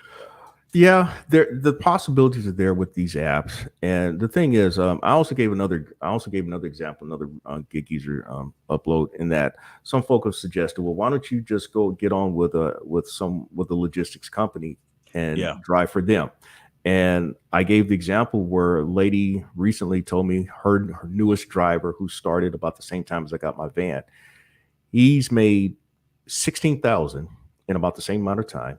But he's driven 17,000 miles and he's been out for 2 and 3 weeks at a time. Mm-hmm. Well, in that same period of time, I've made just shy of 12,000 just strictly on the cargo van. Mm-hmm. I've driven like 80, 300. I may have mentioned 8,900, but it's an 8,000 plus miles, roughly half of the miles. And I'm home every night. Yeah. And I'm averaging, he's averaging 99 cents a mile just based on that number. I don't like using that number, but he's averaging 99 cents a mile. And altogether, I'm averaging $1.40 a mile. Mm-hmm. Yeah. So you go being home is invaluable every night. You know what I'm saying? I think you're a married man. I feel like I heard you say that before, right? Well, I'm not married, but I make reference to a queen in my life. Yes. Queen, even better. Love it. Okay. So, but being home, that's important, man. I think, there's money to be made over the road, and those guys can kill it, especially if they own their own vehicle or own truck or whatever. But like, you're 2-3 weeks at a time. Like, I couldn't do that. I could do it for maybe a month or two, but that'd probably be about it. If I were 30 years younger, maybe even 20 years younger. Yeah. Yeah. And no queen in my life. Oh, shit. No big deal. Yeah. But we're not, you know what I'm saying? Like, we got, I got another baby on the way. Like, I just can't live that life, but if I'm 20 and I'm single, cause then you're in a different city. Maybe you got queens all over the place. That's a whole yeah. You know what I'm saying? But we're not living that life anymore. So, no, yeah. And she's more than happy with me being home every night. And I'm more than happy being home every night as well. Yeah, that's great. That's great. So obviously there's some cost involved when you're doing what you do, and what you're doing. I wanted really a big reason why I wanted to have you on the show, and I appreciate you spending time with me, is you're a very unique individual, right? You're actually somebody that's doing what I got behind me, the Bet on You set goals one day at a time. Like, you are extreme forward thinking. Like, you're actually an independent contractor. You're a small business owner. You're actually putting your money where your mouth is. And most of us don't do that. And that's fine. Right. So I wanted my audience to hear that, because I obviously, without sharing numbers, but there's a cost involved when you want to make money and you want to go into business. Right. And you want to really go for it. You're going to have to spend a little money to make a little money. And I feel like you're kind of in the middle of that right now. Right. Yeah. And that's what I said in my most recent upload. I mean, I've always believed that. Well, there's two schools of thoughts. When I used to hustle at the racetrack and the bowling alleys and all, it was like you have to have money to make money. Okay. And that's a hard thing to do. And it's a hard thing to actually to beat people out of their money when you ain't got no money, because now you're up there way hard. Yeah. You're up there in the 10th frame and you're grabbing on that ball a little tighter than you did in the 5th frame. But that's another conversation. Okay. But that said, the other school of thought is that in order to make money, as you said, you've got to spend money. You can't cut corners. If you're going to do it right, you can't cut those fucking corners. And so when I see people, I saw those people saying, well, you can start your own cargo van business for less than $300. They're full of shit. Okay. How? I mean, how are they full of shit, man? Yeah. All right. As I uploaded and I put the numbers out there. Now I went about it completely different from what some people have done. And I've kind of shared how my process has been. I first of all worked on getting my shit together. Okay. First, and that was getting my credit together. And that was a process. Okay. And I shared how my FICO score has improved by over 200 points since 2018. Nice. And I'm somebody that's worked on his credit, and that's not an easy thing to do, guys. So big ups for that. Yeah. I get all right. So from there, having my own insurance agent, I already had two business checking accounts, but you have to start with getting going through your Secretary of State and starting that business name, creating the business name, registering it as an LLC, most cases, but some people may say Inc. corporation, but most times LLC. So you've got to have your papers before you can even open up two business checking accounts. And I recommend two business checking accounts for one for money coming in, one for money going out, so that you can separate the two. Because when you have to show your income, well, all you have to do is go to the money that account where the money's coming in, and then you can show them that information. Okay. So now you've got your business name, your checking accounts, you got your credit together. All right. So then I happen to walk into the bank, and I'll say it now because it's all after the fact. And if you deal with Bank of America, if anybody's dealt with Bank of America, you got to have your shit together with those boys. Okay? Oh yeah. All right. So I walk into Bank of America thinking, now let's see if I get a business credit card. Yeah. I was approved on the spot. Okay. With a pretty good limit. But the prerequisite is what some of y'all might have missed is you got to get that credit score good. Like you have to have that is powerful. People that make money in this country, you get that credit score can hinder you from some opportunities. I just want to throw that in there for some of y'all that might have missed. Like, geezers, you got to start the right way, and I think that's where he's going with it. Go continue. Yeah. So from there, I happen to tell the people that I was looking. I also want to look into see if about a cargo van. I want to look into the cargo van and find out what I might be financed for. I knew that I could go to a car lot and get it in my good name. All right, but I wanted to get it in my business name. And so they said, "Oh yeah." So they told me, "Come back with a vehicle ID number." And so they ran all my stuff later in the week, approved right on the spot. I already knew how much I was. In fact, it was a matter of just get the van. Tell us what the van is, and we'll tell you what your terms are. All right. Sure. So now all I had to do was find a van. That's a hard one, because if you're trying to find a van that the bank's going to finance, it's got to be 5 years or newer, 75,000 miles or less. That's typically what it is. The other thing with the banks is that when it comes to a commercial loan, or in the business name, they're not going to finance for the same loan to value as a personal vehicle. Personal vehicle, they'll tend to go more. They'll finance more on a personal vehicle. So that means you got to have some money to put down, or, you know, some type of means of putting money down. Okay. Now, all that's out the way. We're talking about the van, but to start up the van, it was like, for me, $2,300 to put down, including gap insurance. The next thing was insurance.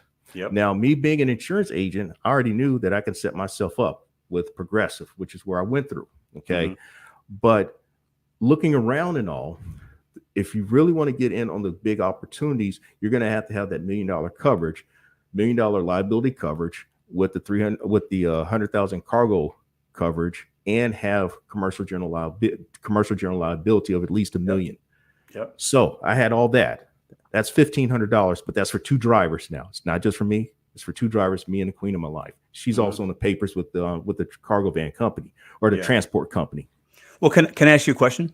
Sure. Is she on it because she sometimes is going to use the vehicle so that she has to be, or okay? Yeah. She's in on it. I mean, got it. Okay. Yeah. It's just that I'm doing all the work right now, but she, you know, she is more than capable of coming in and all that. Right. So, all right. So now that's $3,800 right there. Then there's your authority. That's $300. Then there's you got to get it tagged and all that. You got to pay a tag. I'm gonna go through all that. So then there's the individual compliances, which cost me another $500. Then there was property tax in South Carolina. You have to pay your property tax before you get your license plate.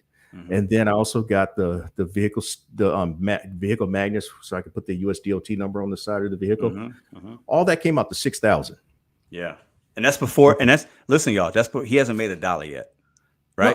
No, that's all along. That's all what I consider my startup. Okay. Well, what I'm saying is that's before you've even made money with the van, though, correct? Well, if I've made 12,000 in 2 months, or just shy of 12,000, you know, I've made some type of profit. Oh, you've made it back. Yeah. But that was all in the beginning, or were you able to allocate some of these expenses throughout the 2 months? Throughout the 2 months, but again, I still call it startup because these are things that you have to get going. Okay. But, you know, depends on how you go about doing it. I mean, one guy said he got the van and he wished he would not have gotten the van first. He should have gotten the business, you know, got his business name startup and all that stuff. But again, I mean, that's the number that I think is realistic if you want to do it right. So $6,000 is what you're saying. Yeah. That's what I'm thinking. Now, I may be on the low end, considering that I didn't have to put out as much for my van. Okay. Now, you could go about with the insurance side and don't get as high a coverage as I had. But then again, that's also going to be based on your insurance score, which is a factor of your credit and your driving history. And where you live. I mean, your that zip too. Code, Yes. Your zip code is for me. If Geezer's living in St. Louis, he's going to pay more insurance than I'm sure of it. Like because St. Louis has got not great crime and all that. So that, you know, that sometimes where you live in your Carolina is not one of your best states for insurance as well. I mean, really? I wouldn't have thought that. Yeah. There's a county, or Orangeburg County. I would say roughly 40% of the people in that county are going around without insurance. Interesting. Well, St. Louis is like that too. Yeah, it's bad. That's another conversation. But there are areas, you know, where the insurance may be less. In fact, when I lived in South Florida, and I don't know if he's not in the chat though, but when I lived in South Florida, I lived just west of State Road 7 down in Plantation, Florida. By me living less than 500 feet west, my insurance at that time was like 40% less than being on the other side of State Road 7. That's crazy, man. Yeah. But it's probably because the zip code was different. You know what I'm saying? Like in just the overall, sometimes they look at that zip code as which. Yeah. Yeah. It's crazy. So basically roughly 6,000, $6,000. And then in a couple of months, you've made 12. So you're obviously getting a return on that investment, right? What are some of the goals that you have, if you have them yet, for 2023 with this cargo van? Like, have you thought about that? Like, what do you want to realistically do with this thing for the next 10 months or so? Well, realistically, I want to be in a position where I'm seeing that 82.5. 82.5 is what you make each month to get to 100,000. Okay. Got it. So I'm 75% of the way there if I'm making consistently six G's, six top, you know, maybe touching 7 sometimes. So I'm 75% of the way there. I got to find that extra 25% some way, somehow. Okay. Now, do you say that 100K, 6 figures, cargo van only? Are you also going to use that? You still doing the food delivery? Like how does that work for you? Are you trying to Well, replace the food delivery with the yeah, other kind of courier stuff? I would like to flip it to where I'm not as dependent on the gig food delivery stuff. I Okay. would love to be able to do that where gig food delivery just supplements it. And I just happen to use the cargo van to do that. Now, one benefit for me with the cargo van is that I've been able to park my F-150. Everything is on the cargo van from an insurance standpoint and everything. Even though with the F-150, it's actually listed for business. So I do pay a little more in insurance because of that. And so I'm not concerned about it. I have a rideshare endorsement on the F-150. Yeah. But still, everything is doing with the cargo van. So I don't worry about insurance issues now. Yeah. If something were to happen, because I'm in that 100% of the time now. Yeah. But I would like to, I want to get into maybe transport, medical transport of patients, because, there's a lot of sick folk in South Carolina. South Carolina is not one of the healthiest states in the country. And so people got to be they're people clamoring to have be able to find some dependable service. Yeah. So that means maybe getting a smaller cargo van, the transit cargo van with an 8-seat, transporting 8 people, maybe. So let me ask you, does your cargo van, has it to where you can take the seats in and out? Is that correct? No. There's no seats in there. There's no seats at all. Okay, got it. Yeah, this is a Sprinter van. This is like what you see with the Amazon vans or the Federal Express vans. Okay. So I'm looking to carry payloads in there in that Got it. But you're talking about actually transporting people from like a home to like the hospital or hospital to here, and taking them to a doctor's and having 8 people you could fit in there, maybe even at one time. And that's a whole nother hustle right there, I would imagine. Yes. Yeah. Yeah. So, but I'm a bit skittish on maybe trying to have other people drive my equipment. I mean, I've heard a lot of stories. In fact, a guy hit me to a story just recently where he had just gotten his box truck out of the shop, and the guy first trip up to Virginia totaled it, and calling him, "Can you get me?" I'm like, no, I don't know if I want to deal with that, man. So, well, and that's a whole nother business. That's a whole nother. You're an operator at that point, and you got to really trust somebody else to do. You can have all the insurance in the world, but something like that happens, it's gut wrenching. I mean, it's not. Yeah, and then there's also, I mean, just the business of paying other people then, because you've got to have a certain amount of cash flow coming in, and all it takes is a hiccup in the cash flow. And somebody's running to the media and saying this son of a bitch ain't paying us. He's trying to get us to work for free. You're done. Yeah. And they don't want to hear that it may have been a hiccup in the payment process. They don't want to hear that. I want my motherfucking money, nigga. You ain't sent it. They want. And if that hits the news, you're done. In 2023, you're canceling. You're canceled. Like that's not. Nobody's gonna do business with you. Like you're just done. So, but it's interesting. I hadn't. I think we get so inundated, right? People that watch even our channels, and especially mine, like it's DoorDash. They have the most market share. They got the most marketing, and Uber, like, and we get so used to delivering McDonald's and Chipotle, and there's nothing wrong with it. It's all good. We all make a living doing it. Well, you deliver McDonald's, okay? Well, you might not, but for me, I don't do a lot of it. But if it pays me, I'm gonna do it. I could. Well, it's got to pay me right for McDonald's, okay? It just does, man. That's a 98, 99% decline for me. Is it really? Wow. So if you see a McDonald's for $9 going a mile, you take it or you don't? No. Really? Interesting. No. Okay. I mean, I passed on. In fact, I posted this. It just so happened though that I had one in the hand though, but I had a stacked DoorDash from the same restaurant for $26.25, and I passed on it. I'm willing to take that. I'm willing to take that hit. No, I mean, listen, everybody. I think there's what's good is, because I think we obviously work the apps very different, and that's okay. Is that there's multiple different ways to get a very good result, right? I like to feel like I have pretty good results, right? I don't think I'm the best. My results, my miles to money might not be the best. I've never called myself the best delivery driver. Don't really want to be, right? Mhm. And I don't even think maybe Geezer might not be the best delivery driver, right? Oh no, but, no, but not by right. far. That's what I'm saying. But at I the mean, end of the day, if you look at some of the things I do, man, sure. Yeah.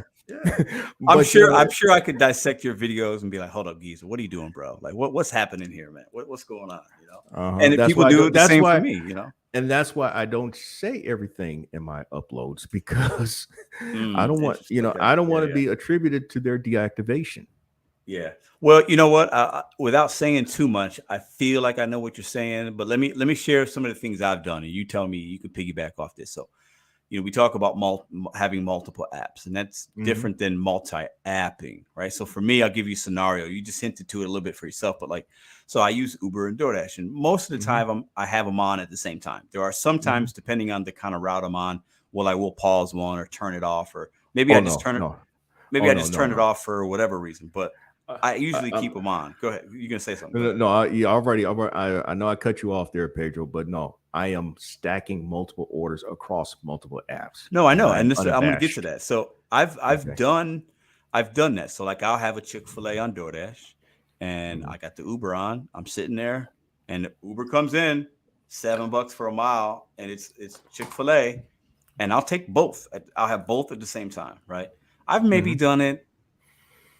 I've done it far less than you. I've probably done that 50, 60 times. So not a lot, but I've done it because for me, if it's going in the same direction, it's a complete 100% yes. I'll look at the map, but if it's going 5 miles in the opposite direction, I just don't take it. I don't want the headache. I don't want the contract violation, whatever.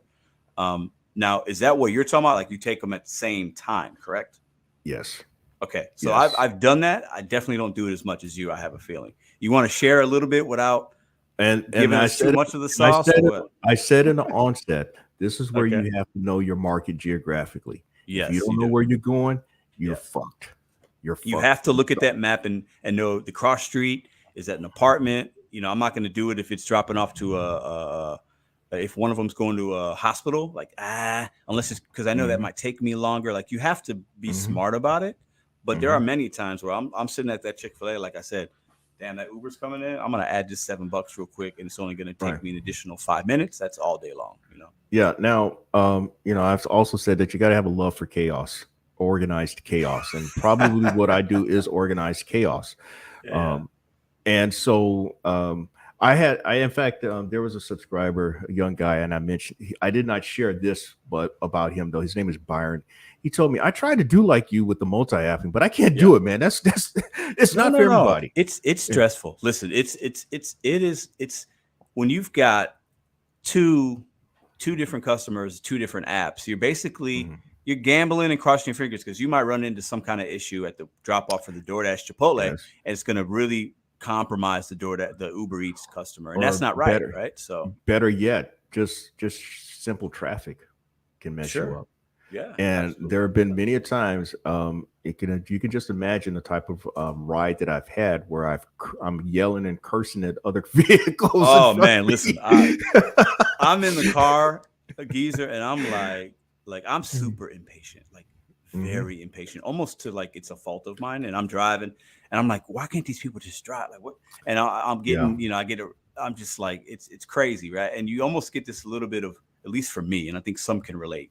It's a measure of road rage. Yeah, but it's like you get a little anxiety kicking in, like, oh, I gotta get this dropped off, like I'm up against the clock, and it's kind of fun. It keeps me fresh a little bit. Well, see, that's the thing. I mean, not everybody's up to that type of a challenge. No, I don't recommend it if you're new. You should not do that. And I recommend, and what I recommend is that, if you're gonna work multiple apps, maybe even to the extent that I do it and some other people. Nova says he has bad road rage. Yeah, put that. He's telling on himself with that one. Yeah, a little bit. But anyway, I've suggested that you kind of work your way into it and do it. Maybe you need to do it the quote proper way, where you work one app, you take an order, and then you turn off the other app or put it on pause, and then you get when you get close to the other place. To your drop-off location, then you turn on the other app. Yeah, that is the quote proper way. I do that often. Yeah. The only time, but I will put my apps on pause. I will do that, but most times my apps are on. They are on. And Yeah. I'm looking for those. I'll stack an Instacart with a DoorDash. I'll stack a I do Uber that. Eats Yeah. with a Grubhub. I'll Yeah. stack a point pickup with a catering order. It don't matter with me, man. Yeah. Whatever. No, I get it. I mean, get it. and I say that maybe some people may find it as arrogant or anything like that, but no, I'm out there to make money, man.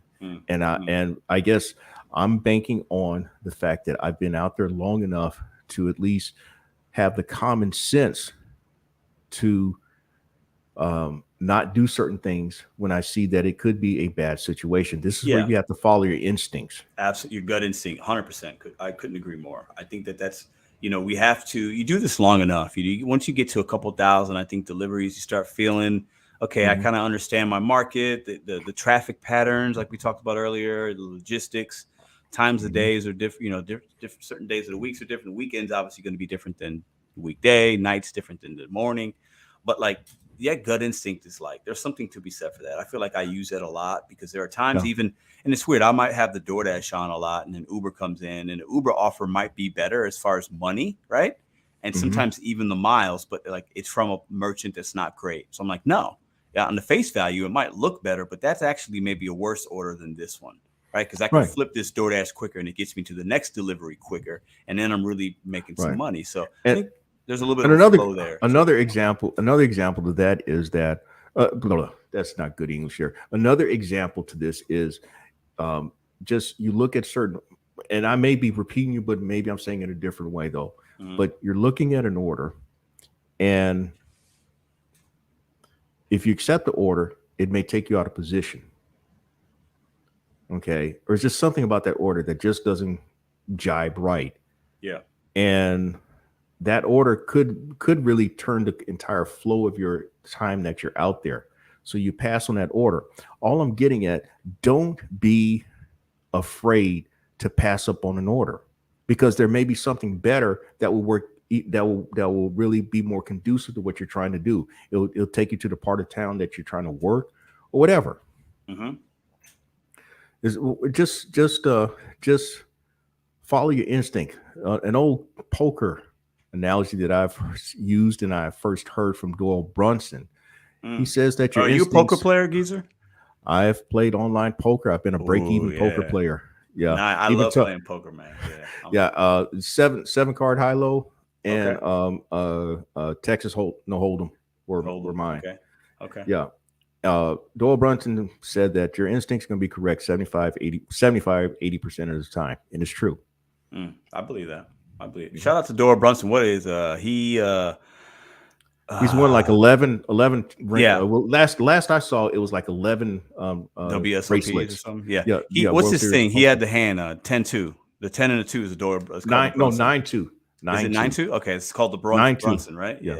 9-2, 7-2, and he won with that hand, and that's a very weak hand. It's a very weak hand. But with poker, for those of you who don't know, like you're playing cards, but you're playing your opponent.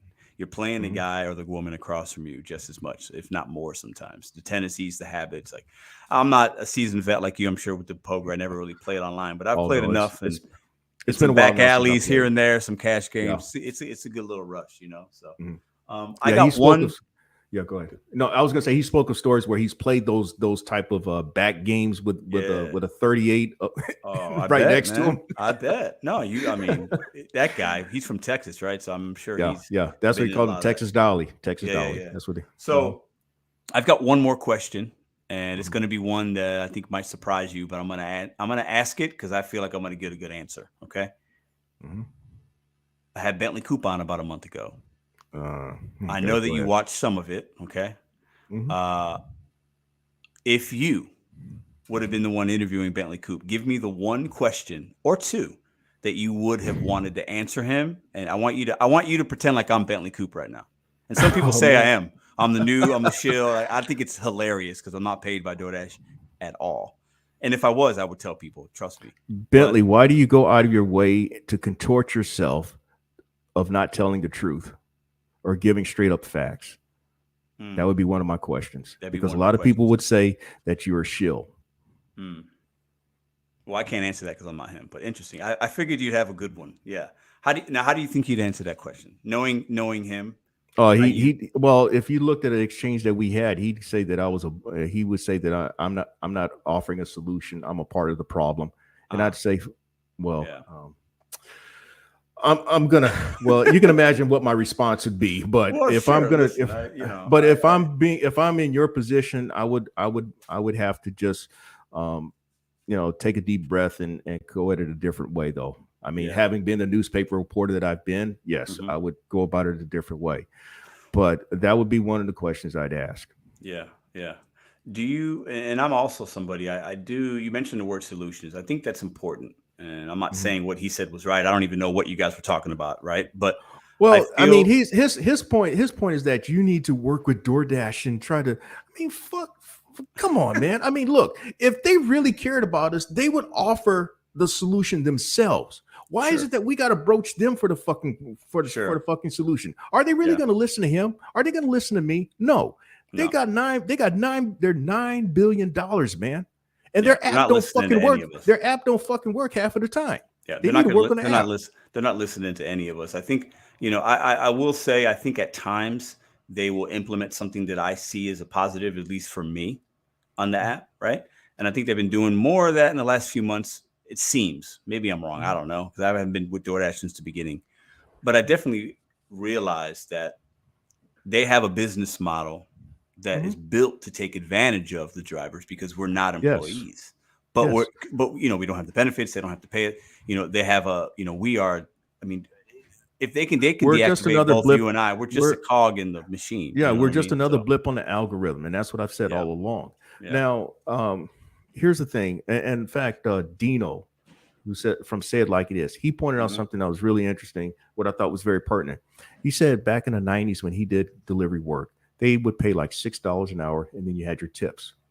Well, the assumption is that DoorDash is basically doing the same thing. If you're going to complete anywhere between 2-3 orders an hour on average, DoorDash's base is what?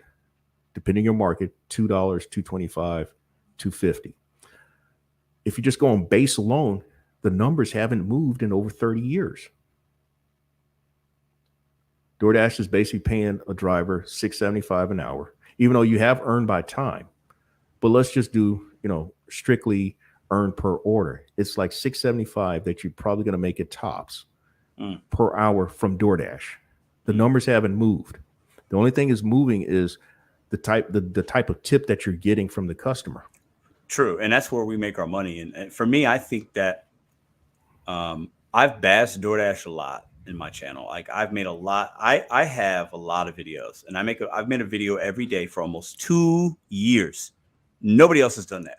I mean, I got so many negative. Like I bash DoorDash a lot, but like now I'm to the point where like I know who they are.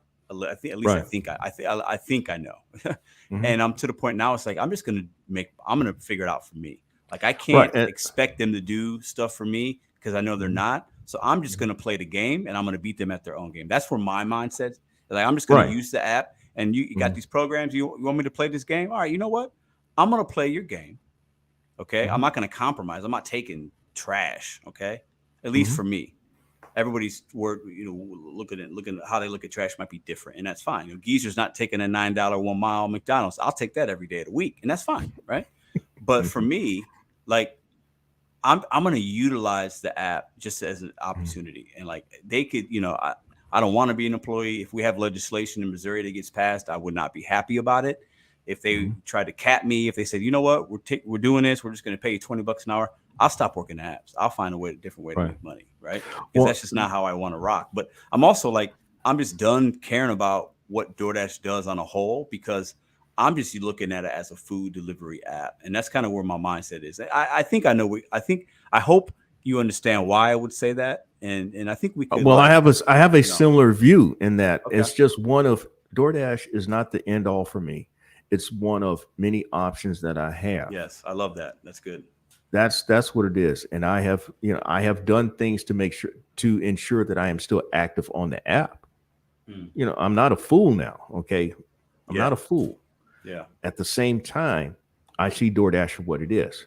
I've talked a lot about the artificial intelligence and machine learning, maybe because I have a computer science background as well, or mathematical background. Before I got to interrupt just for a minute, because I saw that video and I feel like it was within the last week or two, and I really liked it. And I'm actually going to do a video about that.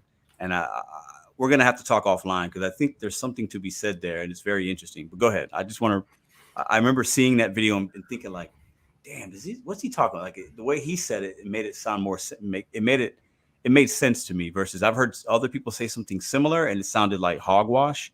And when you mentioned it, I was like, hold up, this kind of makes sense a little bit. And the way that you even mentioned it, it could be that they've learned what you will take. And they do. They know that you only take this kind of stuff, and they know that I'm going to take this kind of stuff. So yes, the app knows your order selection tendencies, and this is one, and that's a part of the artificial intelligence, the data gathering. Okay, there are orders that you're going to see sometimes that it's like, oh shit, this is definitely something I would take. That's the artificial, and the prediction of it is the machine learning part, the mathematical computation, and the prediction is the machine learning part. And so that $26 order that I passed up was something that the app had this data on me. Okay, so how you thwart it, you decline. Now it's got to figure out something else. It say, oh shit, he got me that time, but let's see if we'll fuck with him this time with something else. Right. No, I think there could be some truth to that. It's hard to really know, but I mean, when I look at certain shifts, it kind of makes sense. But like, you know, like for me, it's like I'm just looking at it like I just want to pick up this food and make this money, you know. And for me, similar for you, this isn't my end game. You know what I'm saying? Right. And I use it as an opportunity, and I think these apps are a good opportunity. Overall, I think they're more positive than negative. That's just my perspective, at least. And I've said that at the core of things, the gig economy has put me in a position of doing things that I would not have thought of doing 10 years ago. Yes, me too, man. Me too. And I have shared, when I was a newspaper reporter, the most I made, you can adjust for inflation. Right. So the most I made in any year, when the largest market I worked in was Richmond, Virginia. I was making like 32,000, and that was in 1991. Okay, so that's 50,000 now, something like that. Right. Yeah. You're making more than 50,000 now. Yeah, I'm making hell of more than that. I've made over 80. Yeah, I've made over 80,000 the last 2 calendar years based on my 1099s. Over 75 the year before that. And I know that's the 1% of the gig delivery type people. Oh, absolutely, it is. Yeah. The gig economy has put me in a position, as I already shared, since 2018, my credit score, FICO score, improved by 200 points. You got to have some money to pay those damn bills, okay? Yes. Or get out of the stuff that you're in. Listen, I think a lot of people came to these apps. Obviously, you were before the pandemic. You're part of that first generation, as I would call it. Okay, but a majority of people came to these apps at the pandemic, and maybe even just this last year. A record number are going to come to these apps in 2023 and beyond. That's what they're predicting. Because of the way the recession, the inflation, we're going to see oversaturation, but I think there's going to be other people coming off. So I think it will be very market dependent, but that's just my theory. But I get a lot of shit from people when I'm like, oh, we got to be grateful for these apps.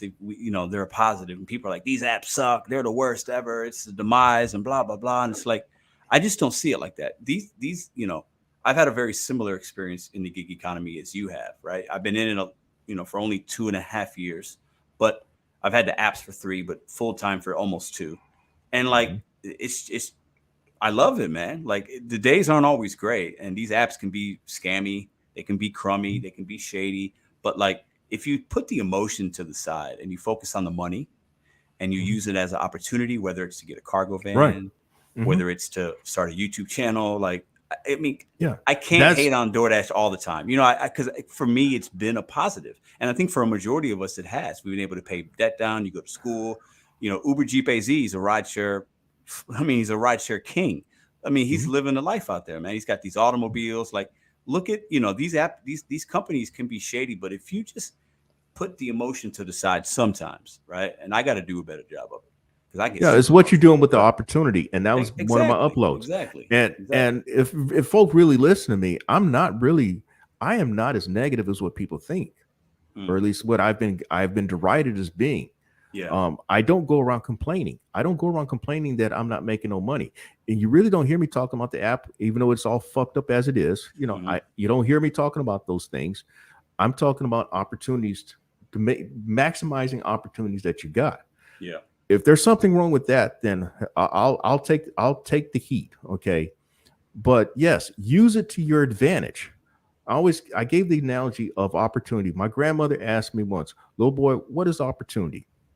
And I started giving her the dictionary answer, which was like chance, for good fortune or something. She says, no, opportunity is this person with long hair. And when he comes by, you grab onto that hair and grab as much as you can because he's going to keep going on to somebody else. That's what opportunity is, what my grandmother described to me. And so I look at this as opportunity. I'm trying to grab as much as I can while it's in front of me because because when it goes on, then it's up to me to take advantage of what I got. Yeah, I hear that. I think, for me, like these apps, man, even in my early videos, I talk about I look at DoorDash, it's like that crazy ex-girlfriend, she's really attractive. The sex is good. Like you just can't let her go. You know what I'm saying? Like you just can't let her go. You put her on the sideline for a couple of weeks, but then you always go back to her. That's you learn how to do it out. And I'm talking from experience. And eventually, I'm not going to always be on the DoorDash, and all that. But like for me, like it's really good in my market. I'm going to make 2K this week, geezer. I'm going to make and I'm going to say this right now for the few people I think Rolling with Reds in here. If I win this Gig Wars as a top dasher in the Diamond Zone, y'all gonna have to bend the knee. All the shit y'all talk about, DoorDash chill, y'all gonna have to bend the knee if I win. I'm just saying. I'm just saying. I don't know, man. You're saying 5.5 days? 5.5 days? Yeah. So I'll give you a breakdown of 5.5 for 6 days. It's basically 5.5, but it's 6 days. So $400 on Monday, $300 on Tuesday. You're going to be out there a lot. You're going to be out there a lot of hours to get there, buddy. I'll just say that much. You're going to be out there a lot of hours if you even come close. Okay, we'll see. Yeah, and I'm not saying that you can't do it, but maybe I make $1,200 and then I just give up by Friday. I'm just saying. I'm just looking from the hour standpoint. That's all I'm saying because you are in St. Louis. It is possible that you can catch a flyer and everything you touch. Everything comes your way. It's the right thing. I could have some crazy peak pays. You know what I'm saying? Like I could have these $3-5 peak pays, and they just make sense. Like every order is kind of profitable. That could happen. But if I do, if I set it up, there's going to be days where I'm going to be in my car 14 hours. I'm okay with that. But I'm only going to work half a day Wednesday, and I'm not going to work Sunday. So a lot of people work 7. I don't work 7 days a week. I haven't worked 7 days a week in almost 2 years. Right. So I would say a realistic number based on what you're saying, though. I would say, based on how you're really trying to go about this, would be 15. That would be a realistic number. Yeah, 15 for that. I think 15 is definitely reasonable, achievable, and I would be okay with that. But but you're going for 2. You're going for 2, man. I'm going for 2. So we'll see. And there's nothing. You know what? There's nothing wrong with that. There's nothing wrong with you going for 2. All right. Yeah. And I'm not going to go around saying no, you fuck, no, man, no. I'm not going to do that. All right. Now, I will be curious to know what is your average per completed order on the app. I would say so last week my average on DoorDash was $11. Okay. So for me that's not bad. For me, that's a bad week for me. That means that that means that I'm, either there wasn't many good orders coming around, or it's just on me where I had poor strategy and poor. Well, mine was 11. I take a handful of $5 and $6 runs. If they're a mile or two, I take them. I got no problem doing it. In my market, I can do those sometimes in 10 to 15 minutes. Makes sense. And sometimes those $6 offers, they'll stack it so that run actually winds up being $10 or $12 for basically the same mileage. If you select it from a certain merchant at a certain time of the day, I can just know my area, right? But I've also I did a lot of $20 runs. But $11 for me is about $2.50 higher than what's normal in my market, right? Okay. Because I'm not part of the large order program. I never have been. So I don't see those big catering. Now I see large subtotals. I'll see big offers, but I don't see. I see them too. And I see them too. That's the other thing. I have shared some of those as well that were non-large order program opportunities. But again, I think you can see where I'm coming from with the argument that at least from market to market, you can at least compare what you make per order completed. You may not be able to do the per mile because every market is different in terms of getting around. What a $10 order in my market would be absolutely absurd to another like in Los Angeles. That would be absurd. Okay. But in my market, you can cover 10 miles conceivably in 10 minutes because it's spread out. Yeah. All right. Yeah. But the one unit that you can compare is what you make per order, because that's more reflective of you individually. That's a part of your strategy. And I hope people can understand and see where I'm coming from. And so now DoorDash has never given what is an average order completed on the app. They've never given that type of information. They haven't given that out. Never. You know what my guess is, and I'll guess first, then you go second. I think the average order size, we're including, the base pay, peak pay, tips, average $5, $5.50. That's my guess. I would not be a bit surprised. I would not be a bit surprised, because I think a lot of people do take $2, $3 orders clearly, and they'll take 4. And obviously there's these big ones that we see, but I think just the sheer volume, I think $5.50, maybe 6 on the high end is that. You're gonna see. In fact, if you just look at your app, you're gonna see more of those orders than you see the other orders. Okay? Yes. But I will say this, Geezer, I still see trash, but you don't see it as low. You don't see it as low as I probably see it. Your trash order is probably higher than what I see in terms of a trash order. I think so. At the same time, my whole point is that I still see those orders that some people running to their chat, uploading or putting on their community page how they got this order, that order. I'm getting the same shit as you. Okay. Yeah, I know. So don't give me that shit about the acceptance rate. That's my whole point. I'm getting it with sometimes as low as 0%. Yeah.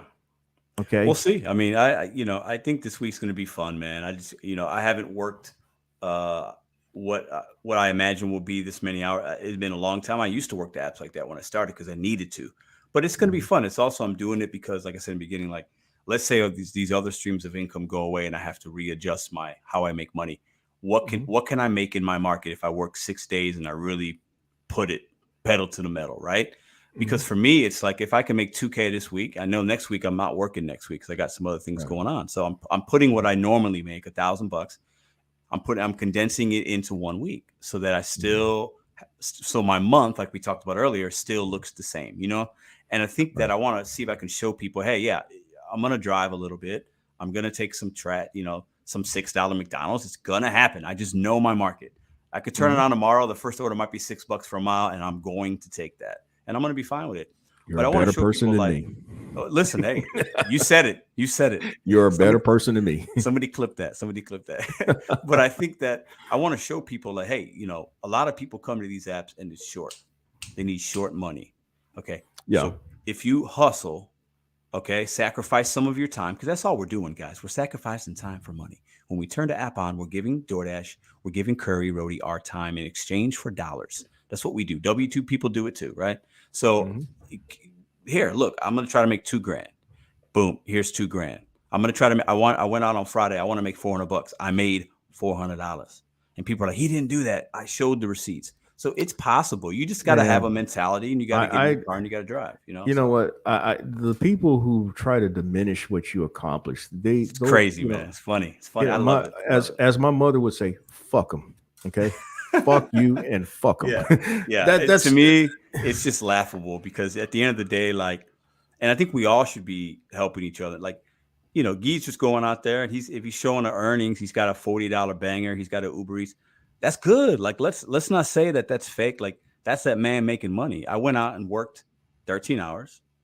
I was out for 15, but I took a break and I did some things. But I worked 13 hours and made $400. I think that's good for most people, right? And I was proud of that because I had a goal. I was like, let's go out and do it. Now this week, if I do it, it's gonna be a lot harder. But I just want to challenge myself a little bit and see what. So that means Pedro has two G's. He's gonna be pimp walking and grabbing his Johnson, talking about, yeah, buddy. No, easy. Listen, I do that already, bro. Come on.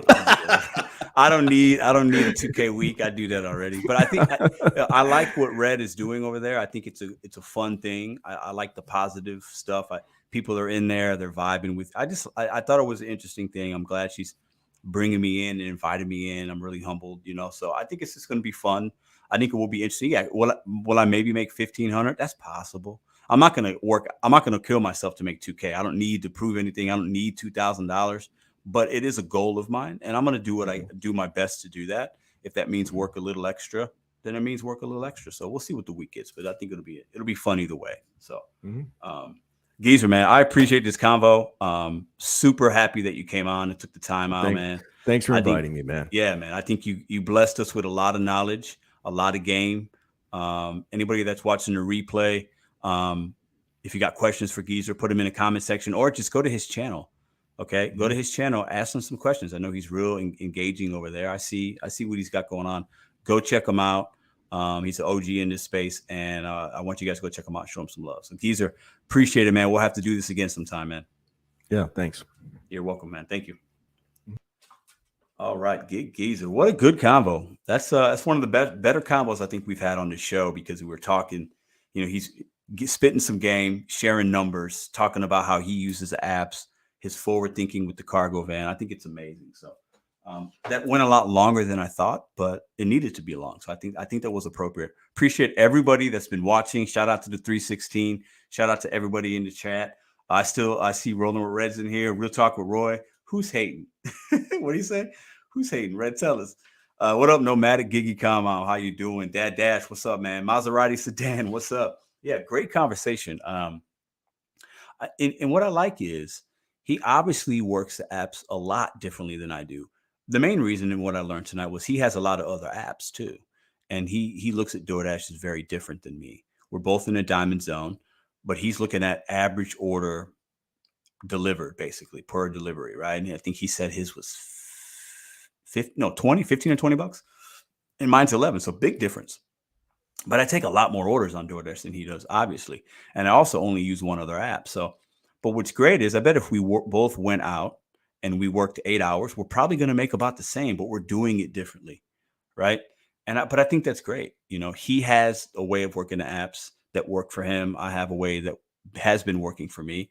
And I think the whole point of what I'm trying to do in 2023 is show you guys, and Geezer's doing the same thing, showing you guys actual numbers. Like, hey, this is what the app is showing me. This is what I'm taking.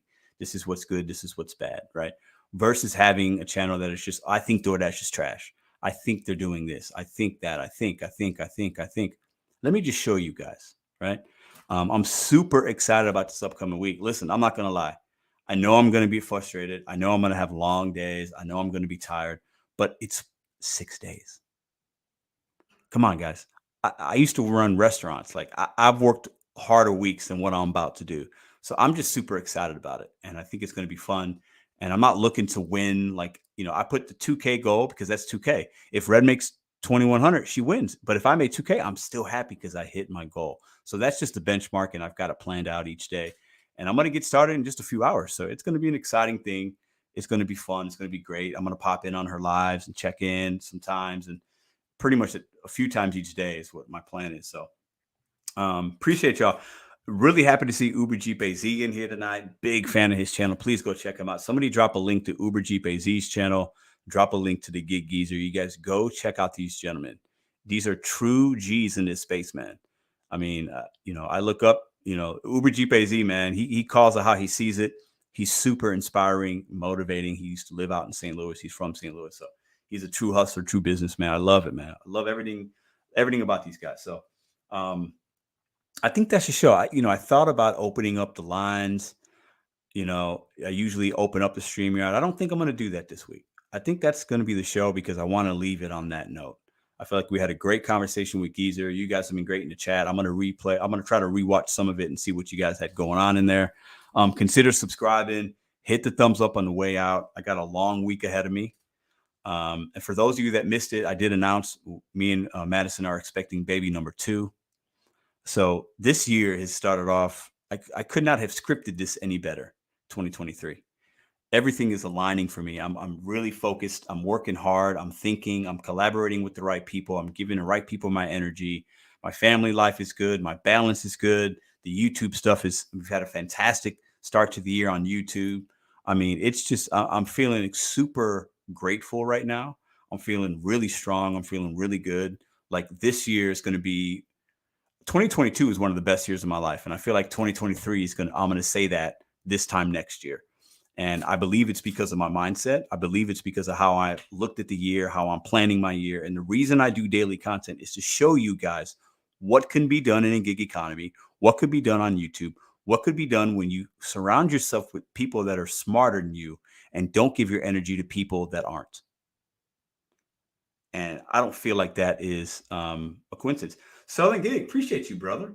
What's he got? What's he saying? Congrats on the new fan. Thanks, man. Yeah, I mentioned that earlier. Appreciate you, Southern Gig. Thank you very, very, very much. But listen, mindset. You know what you can do when you have a mindset and when you adapt when things don't go your way. That is life. How you attack things and how you respond to things when they happen. Do you fold or do you get up? 2023 has been fantastic. We're going to keep doing that. I'm going to get some Z's because I got to compete in this gig wars. I got to go make $400 today because, well, it's almost midnight. No, it's 11. So I got to make $400 on Monday, and I got to do that. So shout out to all the people that are doing the gig wars. Shout out to all of y'all. Shout out to Gig Geezer. Please go check them out. What I want you to do is watch a couple videos. If you like what you see, hit the subscribe button for Gig Geezer. All right. You guys are fantastic. I will be also filming daily content while I do these gig wars. So check out my video upload that'll come tomorrow. I did upload a video a couple of hours ago about the new DoorDash verification process. It's a quick 8-minute video. Go check that one out. Let me know what you think in the comments below. You guys are fantastic. If you're around somebody right now that you love, give them a hug. Tell them that you love him. Keep the positivity flowing.